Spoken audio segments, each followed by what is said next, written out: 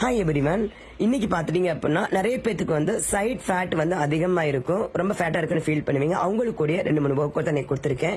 அது மட்டும் இல்லாம நான் இந்த மேம் பத்தி நான் கண்டிப்பா நான் சொல்லி ஆகணும். இந்த மேமுக்கு ஏஜ் பாத்தீங்கன்னா 60 வயசாச்சு.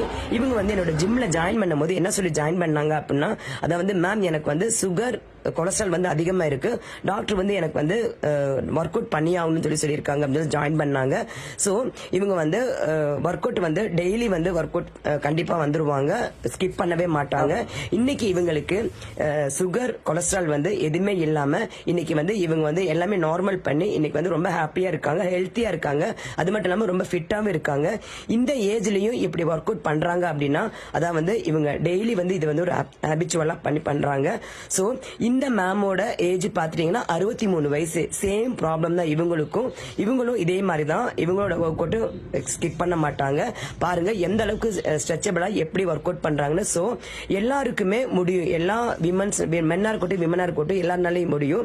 ஏதாவது ஒரு பிசிக்கை வந்து கான்சென்ட்ரேட் பண்ணி டெய்லி ஹேபிச்சுவலா பண்ணுங்க. உங்களோட ஹெல்த் வந்து கண்டிப்பா